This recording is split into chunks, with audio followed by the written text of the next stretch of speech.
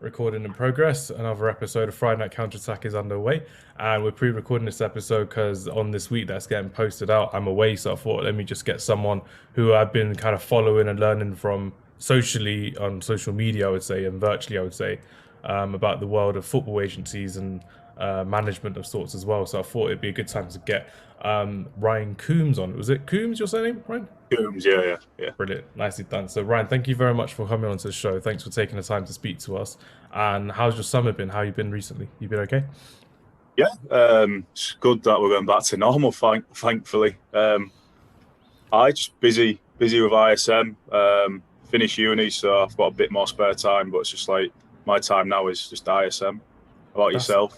Yeah, it's all good. It's like you said, getting back to normal. Like we had a family gathering last week, so it's quite nice to see the family out in the open. Play a bit of badminton in the sunshine when everyone was complaining about the heat, so it's quite nice to do that. Planning on going to the cinema tomorrow, so it'll be quite nice. And the Premier League season is up and running in a couple of weeks as well, so it'll be quite nice to get back to watching football again. So, what we'll do is we'll just start with basically yourself, your business that you started recently as well, and just a bit more about your background as well. So, for those of us who don't know what ISM is, are you okay to just explain what ISM is to the people? Yeah, that's fine. So ISM stands for Intersports Management. Obviously, it's a bit of a mouthful saying that all the time. So yeah, Don't we worry, are don't worry. I have Friday Night Counter Attack to say all the time as well. So even though I short FNC, to F, FNCA. yeah, sometimes like the other guys will say FNCA, but I'm like, no, I'll type in Friday Night Counter Attack to every platform or YouTube search, whatever it is. But FNCA just works so well. But so many other people have FNCA as their tags. I'm just there like, oh my god, it has to be Friday Night Counter Attack. But no, sorry, carry on with ISM. Yeah, so we're a sport management company. We represent clients up and down the UK. I don't know if you've seen, we've got our sister organisation now in the USA that's up and running now. We pride ourselves on three pillars really, which is innovation, service, mentorship, which is obviously a play on the ISM as well. Yeah. Um, we really want to be, because we are new, we want to be different. We always want to, do better, improve, and find ways that not just market ourselves, but market, the clients we work with as well. We have a variety of services, we provide through, our talent ID events. We work with strength conditioning partners, mental health partners, scouting partners, live stream partners, the full shebang really. But yeah, that's a little overview on us really, on what we do. I think you'll probably find a lot of agencies are similar, but I think we are different in the way we approach it, and we are a young team as well. I think that's one thing you'll find is, we're young, we're experienced, so we're young. So I think, that's why we've got that drive to keep pushing our clients to that next level, really. Yeah, that's brilliant to hear, and thanks for the introduction for that, Ryan. It was really good to hear kind of your overview, not so much a summary, but an overview of the company that you've got at the moment and something that you've started yourself, from what I remember correctly. So nicely done there. It's just the fact that we've had like experienced football agents, shall we say, on our previous podcast or so, and so they've kind of had it a lot easier than you have because you just mentioned before the recording that you've just finished university as well. So you've kind of got university pressure, you've got social pressure, and you've got this new work pressure as well. And you may have been working elsewhere or doing anything else elsewhere as well. So I know I know for a fact that because I'm a football scout as well, a professional football scout. So the fact that it would be going to talent ID events, you got all these young, hungry people trying to make a name for themselves, and you're just there like I've never been to one, to be fair. So I'm the kind of guy that kind of just worked through that. Through those like volunteer days for other people, and I just got into a football club, fortunately. So I'm quite proud of that, to be fair. But with these talent ID days, you've got a lot of agents that are like trying to become scouts at the same time as well, and you've got scouts that are trying to become agents as well. So they've got another weapon to their arsenal as well. So it's kind of nice to see that you've got that so early, so young from your point of view as well. It's not something that you have to wait until you've kind of embedded yourself in the agency business instead of just getting straight into the deep end of the scouting business as well. So it's quite nice to hear that from your point of view as well. So how is it working with your team at the moment? Because you did say that you've got a young team going forward, but you've mentioned a few things that make you different from other agencies as well. But how have you kind of found it being a student at the same time, having your other things that you've got to do outside of this work as well? How have you kind of found that personally? Um, I think it's like anything's a challenge. Anything you want to do, especially in the, as you know, the sport industry, Yeah. on the agency side, it's hard. Like, I'm not gonna lie, it's such a challenge. And some days you do wake up and think, oh Jesus, this isn't for me. This is, you know, on Saturday, for example, we had a few lads on trials for like League Two and National League clubs, and we just got rejected left, right, and centre. I just sat there because I was out with my friends. I thought, oh my word, what is this? Like, why am I doing this? But it's like anything. If I want it to succeed. My boss Liam, who lives in Orlando, who's running the USA side. And me, him, and Matty, who he helps me run the UK side as well. We wouldn't do it if it was easy. It's hard. We know that. We think we've got something different, so it's always going to be a challenge. And like you say, at the beginning of COVID, weirdly, I started my masters then, and I was working. So I did like a internship unpaid for about 9 months with Liam, just to get like the foundation set up. And then at the same time, I was working at Sainsbury's, so I had a lot on during COVID. But I suppose the one positive I took from COVID was I've got this spare time. I may as well use it because I'm not going anywhere else. I'm stuck in the house. And you're allowed out for a walk an hour a day? It's like, if that. Yeah, if that. If you wanted to use that 4 hour a day. Now, I got the feeling as well, because that's kind of when I honed my skills of becoming a football scout as well from the COVID thing. It was more just like video analytics that we were doing. So just like watching video replays of these games and learning about how to analyze players and stuff like that. And it was great. And I got to do a couple of other qualifications. So it's just the fact that you've kind of used your time wisely during the pandemic as well. It's just with the current situation that we've come out of lockdown, doesn't look like there's going to be any more lockdowns because people have had their vaccines. Fingers crossed. There's some wood here, so I'm just going to touch some wood to make sure that we're all safe going forward. But how do you kind of see it going over the next couple of weeks compared to last year? Because last year summer it was difficult for everyone mentally, socially, emotionally as well for quite a lot of people. But how would you kind of see it going for the rest of the summer and kind of the rest of the year going ahead with yourself, Ryan? Or myself or ISM? Or we'll go for both. Good. Yeah. That's good. So probably, to be honest, my life at the minute, as weird as it sounds, is a lot of ISM work. Really, I think the main thing is because, let's say, we are new, we want to get these lads playing. That's the first step. Like, we want them all in clubs. Our main 3 things is when we do like client presentations to bring them in is, they're fit, healthy, and happy. I think that applies to the entire company as well. I don't, myself, I want to be fit, healthy, and happy. I think I want all my staff to be the same. So yeah, really, I think as lofty as it is, I think I want everyone to be, my staff and our clients. I want them in clubs enjoying playing football again, because a lot of them last year just had the league cancelled for 12 months. Yeah. And I think that's the main thing. That's our main goal going into, towards October is when our like event season starts again. So we've got like our first winter event. I think by then we want to make sure everyone's in a club playing regular football and just enjoying it. And then we can then start to push them up the leagues and get interest from higher up. So I think we've got a good talent pool. To say it's like our first seven or 8 clients. And that's kind of the thing as well, because over the last couple of years, since the rule change for the Football Association for becoming an agent as well, what's the term? The market just saturated ridiculously as well. You had so many people wanted to become an agent, wanted to do these things. You had people doing agency courses left, right, and centre, not just the FA but elsewhere going forward. And they would do it because they would know someone in the industry who was getting into football and they wanted to become their agent, or they wanted to be someone that they could go into football agency with a prospect of, for example, like someone like Josh Madger coming through the academy. His family members became their agents because they could easily do the agency courses and they could get into it. But with yourself, you're on the flip side where you have to kind of find them yourself, and you have to trying to get your staff to find other talented players coming through as well. So it's just the fact that, have you found that very difficult over the last couple of months because of the fact that the seasons have all restarted, people have been playing properly as well, and the transfer market is up and running for a lot of people around Europe and around the world as well? Because Um, that must be yeah, something so quite difficult because you've got loads of other agents trying to vie for these new talents coming through and these undiscovered or these unattached players coming through. Have you? Is that something that you find as a difficult thing, or does that not really happen in the agency world?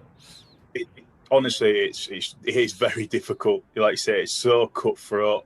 You know, there's that saying is the enemy of my enemy is my friend or something.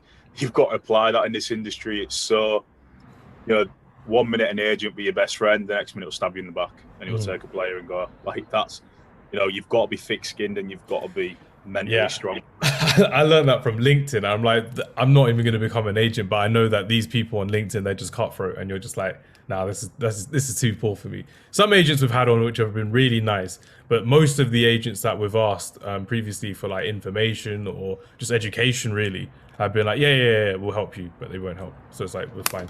We don't need your The, help at our football club, but it's fine. the ones that make me laugh are the ones on LinkedIn where Mm. they not some of them that advertise trials, fair enough, they are legit, but some are suspect.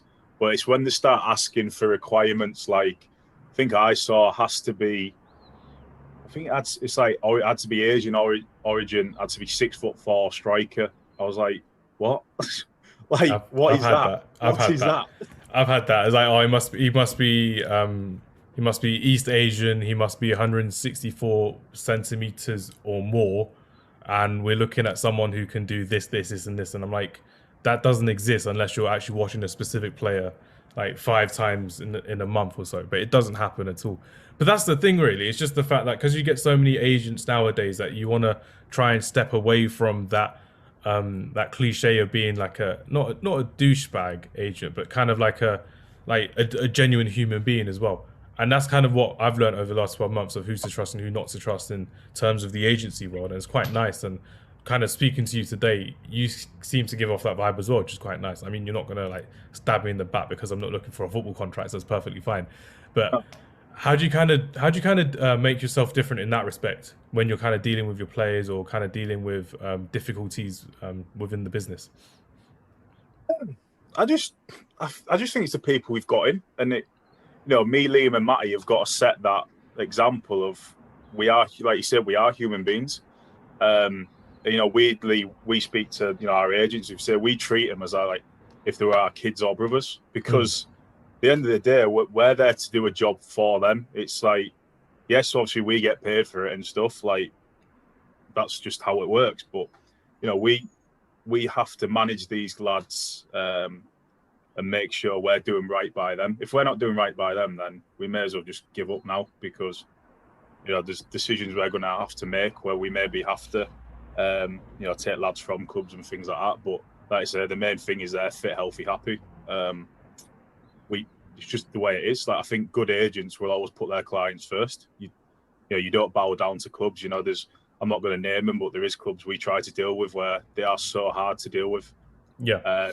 I do think that may come down because we're new and we're our young team, and I think people see that and think, "Oh, who are these guys? There we go again." But it's just how we try present it. We're just normal people.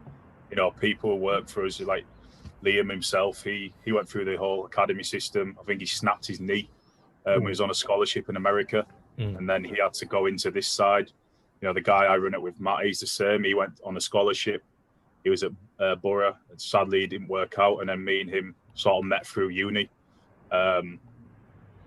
We're human beings, and we try to apply that to them. Like we say, we're not going to just some agents take money off the clients. We say we don't do that. Like whatever you want, we'll push, we'll guide and mentor you. But it's like a 50-50 relationship. We do our job, you do your job. It works fine. And it's something that you have that duty of care to your clients as well, which is something that is the main for me as an outsider. It's the main way of working as a football agent as well, because you're there to help them go through the right way of their career. And you'll see agents like, for example, Raiola, who will be looking at the best deal for Paul Pogba. Maybe not the best move for Paul Pogba, but the best deal for him, which will set him up and his family. And you'll have agents that will take their players over to China because it will feed the next 2, 3 generations of their family because of how much money they'll be earning. And it's ridiculous. But it's just the fact that with football clubs that you just mentioned being difficult to deal with, we get that as well. Like from our podcast, like we've been emailing and calling, like most of the 92 teams in the football league for like asking for like interviews or asking for players' information for podcasts, and like literally the 2 of the Premier League ones that came back were West Ham and Burnley. No one else came back to us, and this was during the pandemic. So it's just during the fact that they couldn't actually go out and play, but they were still like, oh no, we can't. They couldn't be bothered to respond back. So I kind of get it with football clubs being very busy, but probably not taking us kind of seriously, being like the new guys on the block and stuff like that. So it's a bit of an odd one, really.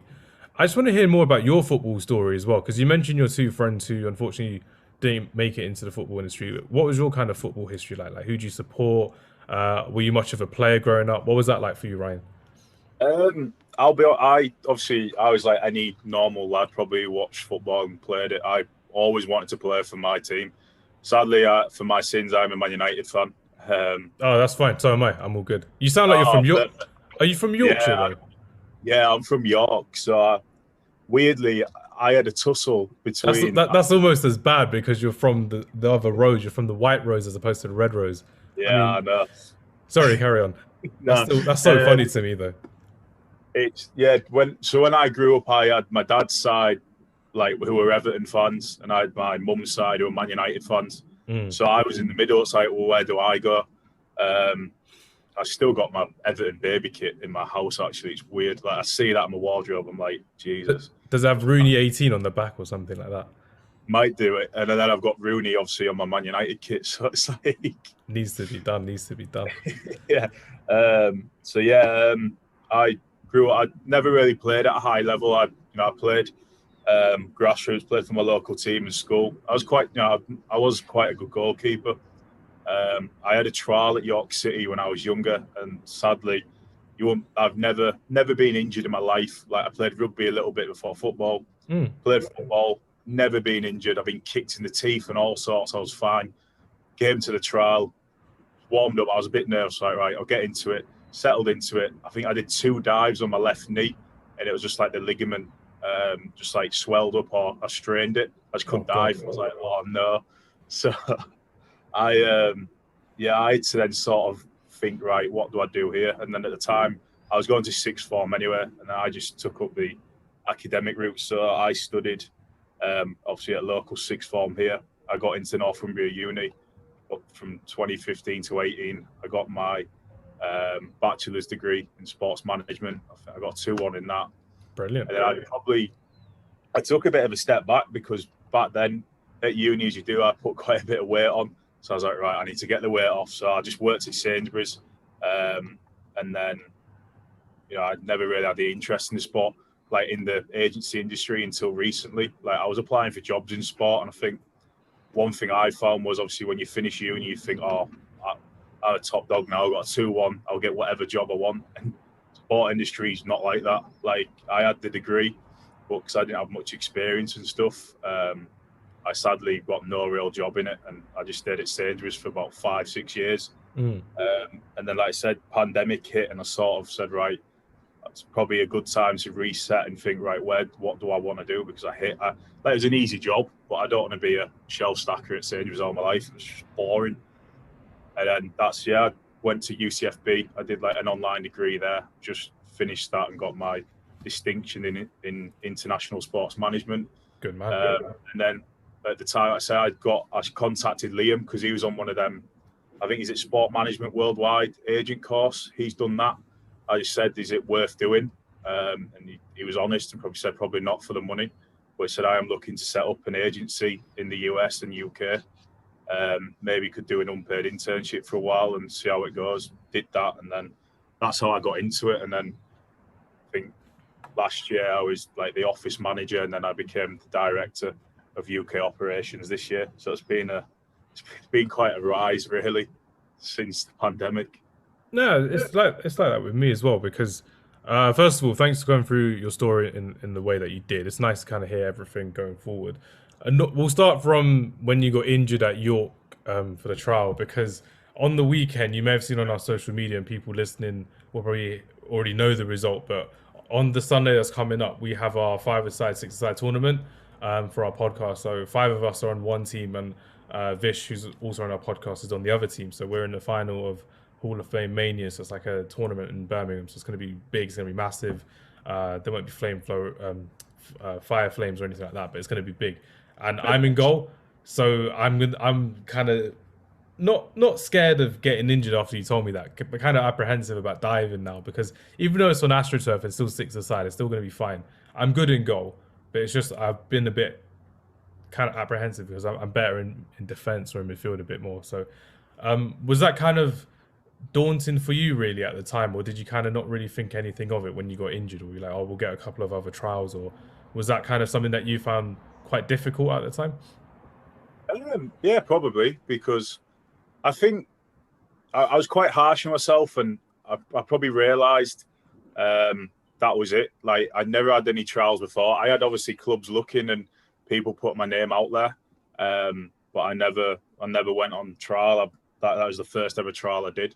Yeah. I think what it sunk in when I got injured, it was like, right, be realistic with yourself. You're not going to be a footballer. So I probably fell out of love with playing. Then I just thought I ain't going to do it. Like I ain't going to go training every week. So I just probably gave up and thought, nah, this isn't for me now. I need another route. And then that's obviously when I found studying at A level and then going to study at uni, really. Yeah, because that's kind of the thing. Like, you've done the whole university route, and you've warned me about how you gain weight when you go to university. It's kind of worrying for me because you said you've been to UCFB and you've done an online course as well. So I'm actually going to UCFB from September. So I'm going for 3 years to be for football management course as well. So it's going to be fun for me to kind of go into it. It's going to be great. But I'll be going like full time. So it's going to be at the Etihad campus, which will be great. But I'm quite scared again of like how you gain weight from going to university. So I don't really want to be gaining any weight like that. No, but it's just the thing. Like, it's kind of like you mentioned, when you put so much effort and so much hard work into getting into football, and then something like that just snaps you out of it. It doesn't bring you down to reality. It takes you further down into like not in your own mind, but you're kind of thinking, oh yeah, but it's quite hard. But the best thing is you gave it all you had, which is great. And until the injury, you can proudly say you've done the best you possibly could in football, which is great, and you've given it a go. And that's something that you could even relate to your clients coming through as well. You could kind of tell them that I've had these situations before when I felt down, I felt upset, but even if they're having a bad form or a bad game here and there, it's just something that you can keep them going and keep them on the right path as well. But with the university thing, I'm quite worried about gaining weight. But no, I'm joking. But no, working in Sainsbury's, just pizza and going out 4 times a week. That was my issue. I'll just stick to drinking water and like just grilling chicken at home and having vegetarian food. Just trying alternatives to eating more than I should. Chicken, rice, and veg. Easy. I could do that. You see these reels all the time of people making loads of it in bulk. We get distracted, but no, it's cool. But no, it's just a nice thing. Like, you've kept yourself grounded and it's worked well in your favor. And realistically, people of our generation, because it seems like we're from a similar age generation as well, we didn't really grow up wanting to become a football agent. We'd rather grow up to be a footballer or a football coach or a football different ways of getting into the football industry. So the fact that you've applied yourself so hard and you've got into it, it's a really big win in my opinion. The fact that you've done this and you've done this by yourself and you've done this after going through university, going for another course with UCFB and setting something up with your mate, it's quite nice to hear and it's quite refreshing to hear as well. So it's just the fact that, how do you kind of see yourself kind of building things differently? So what have you learned from your past that you think you can actually bring to your future? I think it's just, you can offer real guidance. Like I say, I had not the highest level of football, but like a few of the other people I work with, we've been through the same journey and experience, and we can, we relate that to clients and we say, look, just because you haven't done well today, there's always tomorrow. You just got to keep pushing and keep going, and that's something we instill into all our clients is, look, you didn't get in there, you didn't get in there, you didn't get in there. But we've got plan C, D, E, F, G. Like we've got all that for you, and it's just making sure they don't do the mistakes we did. Yeah. Like I said, like myself, I gave up. Like if I'm being brutally honest myself, I just packed it in. I could maybe have gone again, and that was the feedback I got at the time. Was the guy, the York City keeper at the time, who got me the trial, said, "Look, go away for a year, and we'll train you, through the week, and then we'll get you back next year." But I just thought I ain't doing it.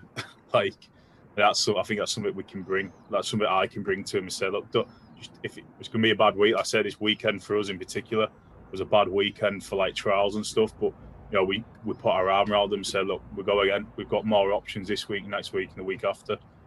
I think it's just that I think we can draw on that experience and making sure they either do what we did or don't do what we did. I think that's what we can really set us apart from others.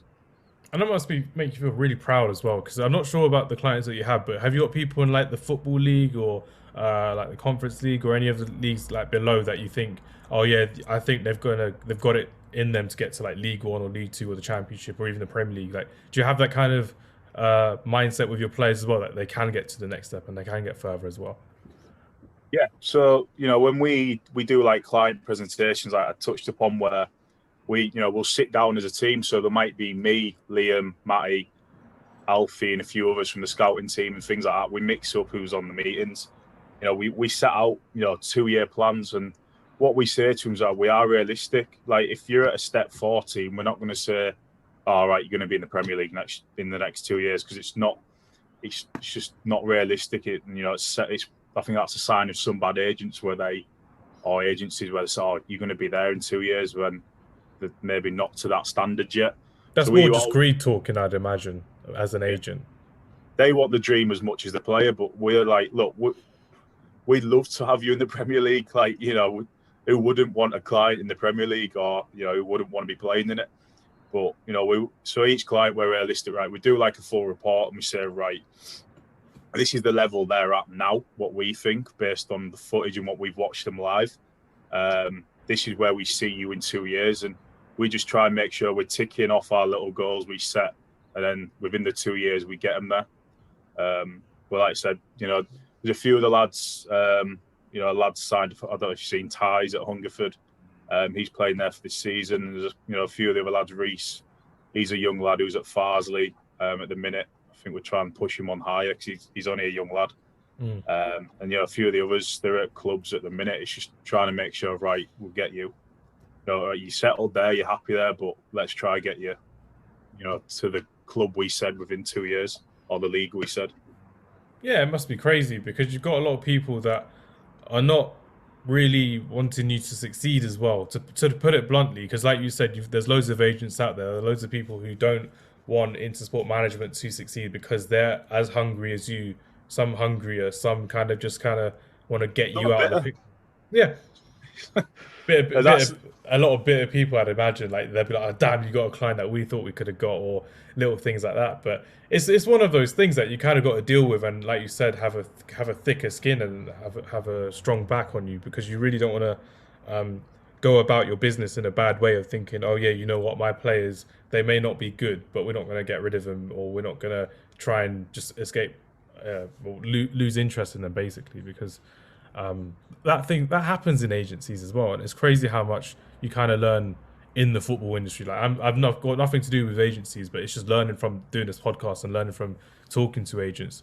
It's like that, so it must be a lot harder for you being in that industry. By the way, you mentioned video footage. You need to watch our video footage of our GoPro football that we play every Friday night. So you need to see if there's any talent you can get there for like semi-professional or football ones. But sorry, Ryan, I was going to ask you about how it must be kind of dealing against difficult agents and difficult clients, and how you want to kind of be loyal to them as well. So how would you kind of find that in those kind of areas as well, like you said, in the lower kind of leagues? Fortunately, we've had instances where with other agencies, or if the club scouts or something, where they may badmouth us and stuff. But like you say, we're going to get that. I think we're not to the level we want to be. We're on track. And it is what it is. Like, if people want to badmouth what we do, I'm not going to lose sleep over it. I know I know the rest of the team won't lose sleep over it. Like, we're happy to keep doing what we're doing. You know, everything's done in a professional manner. Everything's licensed. We offer stuff other people don't offer. So, you know, they can badmouth us or, you know, compete with us all they want. At some point, we'll take over them, and just the way it is. And clients, fortunately, we've got a great set of lads in our client lists on the UK side. Not really had any issues with them. You know, we're always honest and open and say, look, as long as we're getting you trials and, you know, making sure we check up on you every day or every few days. You know, each client has an assigned agent anyway. And, you know, each agent doesn't really, I think, based whatever their experience or, you know, level is, we say you have up to 8 clients max. Otherwise, you know, we don't want clients then thinking, oh, I ain't spoke to my agent in 4 weeks, because, again, it's not good. And that's when you start to get friction. So we've sort of laid out a plan where it's like, we don't want any client thinking, oh, they're not doing anything for me. They're not doing what I expected when I signed. So I think we've sort of got that addressed, and hopefully never have to really encounter that. But like you said, mate, there's going to be bitter people in the industry who will look at us and think, you know, I think one instance with the trial ID days, people are like, oh, this ain't going to work, blah, blah, blah. But then, you know, you look at our stats from the summer events, you know, there was 99 player requests. I think about 30 lads went on trial. We had over 4,000 views on our stream. We've done something right. And then we got 7 new clients in on the UK side. So it is what it is. I'm not going to lose sleep. I'm not going to badmouth them or anything. It's just the nature of the beast. I would imagine that people being bitter and complaining about you in front of you or behind your back would be more of a compliment in the agency business as well. It'd be something that they are kind of afraid of you, kind of like how Ben Stiller was afraid of Owen Wilson in Zoolander, a film I've only watched recently as well, so I've never seen that before, besides last week, I think it was on Netflix. But it must be something like that, would you imagine? Like they're just kind of afraid of the new guys on the block, basically, and they're kind of afraid of doing things differently because they're like, oh yeah, we could have done that years ago, but we didn't think about it, or we didn't have the initiative to try it. And like you just said, you've got so many things going for you. The talent ID, getting 4,000 views, getting people signed up for trials must be ridiculously. You must be ridiculously proud of that. Surely you must be, right? Oh yeah, I'm proud. But we need to go higher next time. Definitely. I think that's the mentality I've got. A lot of I think all our team have is, right, this is the bar, raise it. Like, we're not gonna. This is obviously where the innovation comes in. What we do is we don't want to become stagnated and still. We're always looking at new ideas. Like, our graphic design team and social media team are thinking, right, what can we do better next time? Like, you know, we've got this template for an announcement, or we've done a client interview. How can we make that better for the next client interview? Or, you know, like footage we create as well for our lads, or things on the website we do for them. Like, it was like, right, it needs to look better next time. It needs to be, you know, more refreshed. I think that's one thing. You know, I say we are proud. I'm proud of the team of what they've done so far. But, you know, we need to kick on and just keep going and going and going. Otherwise, I think, you know, if you're not learning and developing in this industry, you may as well get out, because you become stale, you become boring, and you do the same thing over and over. Like, you're not gonna grow as, like, you know, as a person or as a company.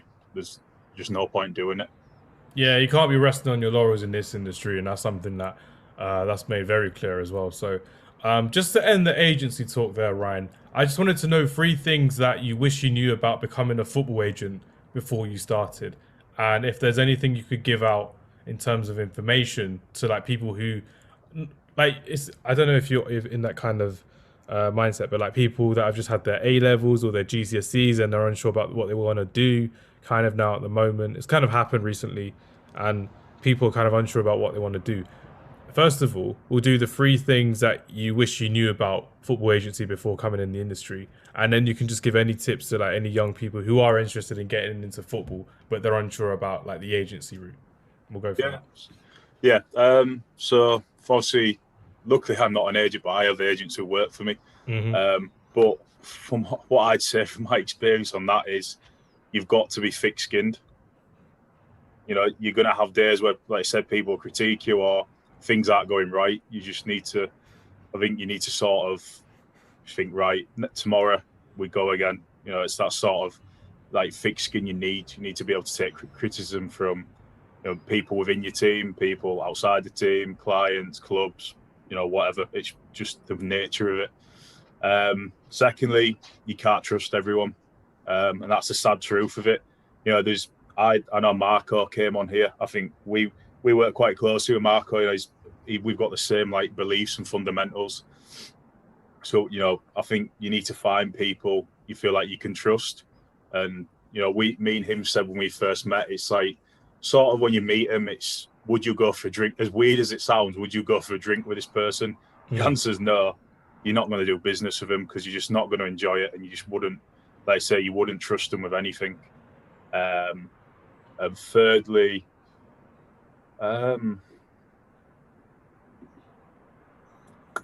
it's got. I think you've got to keep going. You can never let like a standard slip or let, like I said, negative stuff get you down, or you know, bad experiences. You just got to keep pushing, because if you don't get that opportunity, someone else is taking that, and then you know you look into like how long term that's potential, you know, revenue and earnings lost for you and the company and your clients. So you just got to keep pushing on, really, and really strive. And you, like I say, it sort of comes into thick skin as well. You've got to, I think the combination of all three sort of works, and you've got to be aware, you know, with your eyes open, and just be able to keep pushing on. And you're going to have bad days.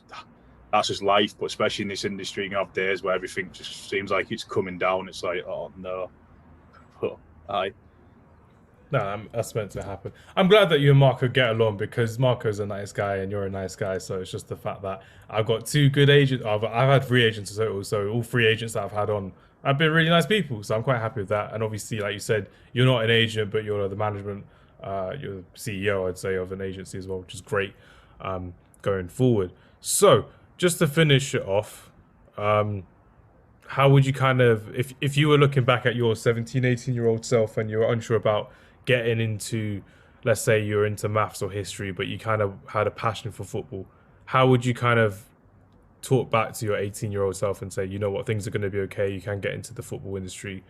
If you had one tip for them or one tip for your old future self, what would it be about getting into the football industry? I think the main one is building up like a network within the industry. And you know, you can do that through a variety of ways. Like I did a talk with Northumbria Uni a few months ago, and there was a similar thing. They asked, how did you get into it? And I think what I learned is, sadly, no one likes to do unpaid work, but an unpaid internship is probably the best way to get into an industry and get your name out there, especially sport.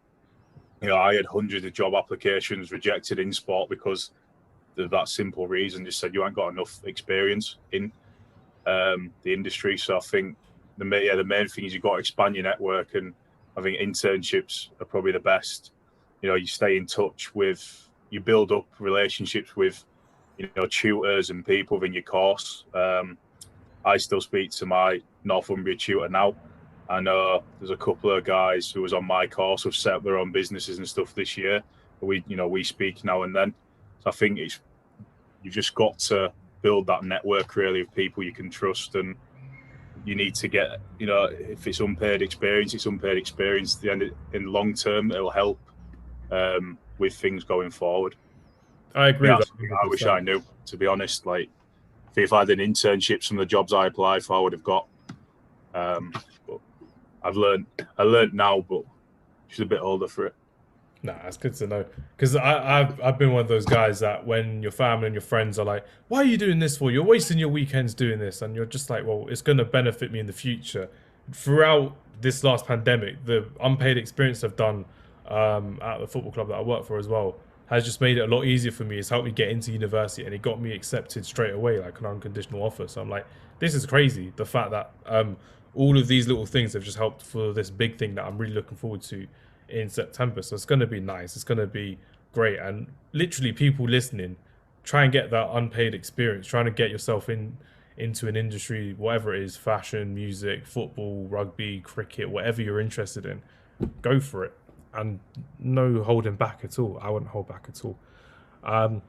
Ryan, before I do let you leave, I know I said that was the last thing on the agency. I do want to know what your kind of initial thoughts are on this Manchester United squad, seeing as I've just discovered you're a Man United fan. So we'll finish the podcast off here. So Ryan, how do you kind of see the signing of Varane, the signing of Sancho, the potential sale of Jesse Lingard going, and really, how do you think Ole Gunnar Solskjaer will actually deal with this new set of players coming in? By the way, this is recorded the week Varane agreed the transfer. So if there's any signings this week that is posted, we didn't know about it. We're not time travelers. But go ahead, Ryan. How do you think it's going to go? I'm actually excited for once going into a season. I think, especially the deal. I think we're starting to act like a big club again. Yeah. And I'm not going to say Ollie's the man to deliver us trophies, because I still don't know.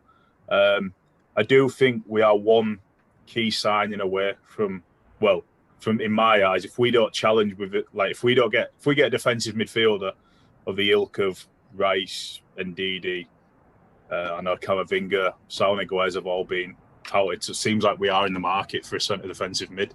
Yeah. I think we have to challenge, and that's the reality. If we get, you look at the team he could field at the start of the season, I think that squad is, compared to what he inherited, that is a lot better, and there's no excuse this season. It's a good term you use squad as opposed to like first team or starting 11 or anything like that, because it's the fact that in the Europa League final, Ole Gunnar Solskjaer was so reluctant to make changes when we had like 6 available changes to make, and you made like 2 or 3 just for penalties, which is crazy. And it's just the fact that when you're looking at this team of players that we have, the squad of players that we are going to start the season with, it's going to be brilliant, and it's going to be a lot less stressful going into games like against Everton or against West Brom. I know they're not in the league, but that kind of team that will sit back against us and we'll try and break them down one way or another by just using the left flank all the time with Rashford and Shaw and Pogba or Bruno drifting over there as well. We've got the right winger in Jadon Sancho now. We've got Greenwood playing as a striker as well. So initially, things are looking good for us as well. There is the talks of Kieran Trippier coming in if Diogo Dalot goes on loan to AC Milan again. It's just that holding midfielder. It's just, I don't think we'd get Rice. Rice, 80 million seems a bit too much for us to spend after what we've spent already. Wilfred Ndidi would be a quality signer. I'd love him because he'd just free up everyone else in that attack. The 2 other midfielders, the 3 attackers. It would be nice to see someone like Wilfred Ndidi and the lad at Brighton as well. Bissouma. I like there is him. option. Neves, I think people sort of downplayed him, but he's a good holding midfielder. Is he better than what we have? Yes. I mean, Fred, to me, is poor. He's not a Brazilian. He can't pass a ball. Like, he's terrible. Scott McTominay I actually like, I think, but him having to hold a midfield, it's a lot of pressure. On his own as well. He's not that kind of player. He's more of a box-to-box. And we saw last season. His legs in there. We saw it last season. Is someone that likes pressing from the front. He's got a couple of goals in him as well. And it's not his style. Like, even though Scotland played him as a centre-back against England and he was a holding midfielder in the other games for Scotland, it's not his style for me to see Scott McTominay in that way as well. But Saul Niguez as well, that's an interesting one for me because I've only seen him in Champions League games. I'm not going to lie and say I watched La Liga games or anything like that. But it's just the fact of how can we kind of get Saul Niguez to be that guy in holding midfield when I've seen him kind of, again, not like a Fred, but like a McTominay going into midfield and going up every now and then as a box-to-box player as well. It's just, do we change our style of play to have that one holding midfielder in, or do you have someone that will give Pogba the license in the 2, but like kind of hold him? Because Matic hasn't got the legs to do that anymore. But will Saul Niguez He'll go join Mourinho at Roma anyway. He joins him wherever he goes. Who, Matic? I think what I was reading anyway, I think he's now we've got Varane, it seems like we will change to a 4-3-3, which we've been asking for about a season and a half. But it's what every fan has been playing on FIFA, or PES if you play that, or Football Manager as well. 4-3-3 because you can afford to do that. Like we're playing Football Manager this summer though. Like, how on earth we got Varane for 36 million? and Sancho for 73 million, and he had a better season the season before. I know Exactly. Dortmund ain't got any money, so we've done well there. I think you got to give credit to is it Fletcher and the new guy John for Murtaugh. doing yeah. But I still think we need that centre defensive mid. I think that's key. If we get that, then like I say, there's really no excuse this season. We have to win a trophy and we have to challenge. I said the same about Southgate. Like I think he's got the World Cup to prove me wrong as well. I think Ollie's got this year if he gets his players, and then I think it will be time to move him on. But still behind him. Definitely, and Ole Gunnar Solskjaer when he joined. He's starting that with like Herrera, Smalling, Lukaku. All of these players on high wages. Darmian, Ashley Young, Valencia, he was on about Ashley 150 grand a week. Even now, just looking at some of the players like Luke Shaw, he had a really high contract, but he was out every now and then with injuries. Brandon Williams has got some high contracts already as well, which is crazy. He's got 3 left backs at the club with high wages, and only one of them can start. So it's crazy how that setup under Ed Woodward was done. So hopefully Murtaugh and Fletcher can actually kind of get this up and running and stay the ship financially as well, which would be great for us to see as well. But I don't really see, like every summer there's always talk about Paul Pogba leaving or staying or going for another contract. If he leaves, he leaves, but it's just the fact I would like him to stay, even if it's just for one more season. He helps us win the league. He actually puts in the effort and the commitment, and Raiola shuts up for a season, because we saw that. We've seen that so many times with Paul Pogba. But it's just, if it happens, it happens. If it doesn't, it doesn't. But I'd love it for Paul Pogba to walk away with a Champions League or a Premier League, and then he can go to PSG or Real Madrid, wherever he wants to go. If Modric retires next season, he can be the heir to Luka Modric as well. But I don't really see It'd be interesting with the Varane thing if he does sign a contract. Because it was always taught last season Bruno would have signed a contract extension if Pogba stayed. And now we've got Varane, who's like his best mate. So exactly. It's just like you say, you've got to dance with the devil. And I know we'll probably go for Haaland next summer, and then it's Raiola all over again. But all over again. Imagine if we got the other Haaland. Frenchman, N'Golo Kante, Paul Pogba's midfield partner. That would be incredible. That's obviously the perfect partner in it. You put him in midfield, right, lads? I'll sit back. You all run forward. That's literally how I play in Friday Night Football. Not like N'Golo Kante, but just like sitting back and let everyone play. But it's all good. Oh man. Yeah, I think it's a season I'm excited for once. I have to say, if we go in with centre defensive mid, then we need to push them. We're 12 points behind last year. I think we dropped off like a face of a cliff at the end of last year. I don't think we won a game, did we? Towards the end, we kind of dropped off when Paul Pogba got injured against Southampton. We won 9-0, obviously, because of the red card. But the games after that, Everton, Sheffield United, West Brom. There was the Chelsea game as well away. That was a poor game where we should have won and attacked. So we did lose quite a lot of points in that kind of area. So that's why we didn't really have that proper change in formation or change in tactics as well, which wasn't the best. But yeah, hopefully it's something that we see a lot more from Ole Gunnar Solskjaer, because at the beginning of the transfer window, it was Harry Kane and Grealish going to Man City, which still could happen. But the fact that we've got our own reinforcements and we've improved our team properly, it's not just rumours. It's actually happened, which is great. But yeah, I think we're good, Ryan. Ryan, thank you very much for coming onto the podcast. I may have 15 minutes is fine. Hopefully you didn't have anywhere to be or anything like that. So hopefully I haven't. I appreciate the invite, and look forward to maybe chatting again soon once we've sorted all this transfer window and got our lads in clubs. It'll be even if you want to invite any of them on, feel free to message me and we can see if there's any lads you maybe want to speak to. Yeah, that'd be great. I think once the season's back on, we'll get the other guys who are back on for our podcast on. And we've always said we want to get like a proper footballer on, even if it's semi-professional or professional. It'd be nice to speak to them about how they did mentally during the pandemic and how they've kind of done recently because of the summer and like no fans and grounds and all of that kind of stuff. So that's very generous of you, Ryan. But Ryan, thank you very much for your time today. I'll let you close out the show. Everyone listening, thanks very much for listening. You'll have our YouTube with our check it out episodes coming out. We may or may not have GoPro Friday Night Football uploaded. If you didn't this week, it's fine. But everything else that's going to be uploaded, it will be uploaded a lot more because the season's coming back. We're coming back into football season. Please follow us on our social medias, on our YouTube, and everywhere else. But Ryan, thank you very much for your time, for your presence, and for your company. I'll let you close out the show with any message you want to. No, I appreciate the invite. So I look forward to hopefully chatting. If anyone wants to obviously keep up to date with ISM, our website is just intersportsmanagement.com. We're on all social media, including TikTok. If you just search Intersports Management, you'll find our UK or USA branch, Instagrams, all on the same Twitter, LinkedIn, and TikTok, really. And I appreciate the invite, and yeah, hopefully we'll chat soon. It'll be nice to see you soon, Ryan. Hopefully we meet in person as well, because there's no lockdown. So it'll be nice to come up to York, or you can come visit me in the Midlands. It'll be good. Come to one of our games if you fancy. See if you've got any available talents to scout and get into football clubs. We'll get you in our October event. That'll be nice. That'll be good. But no, everyone, thanks for listening. Take care and enjoy your week. Goodbye.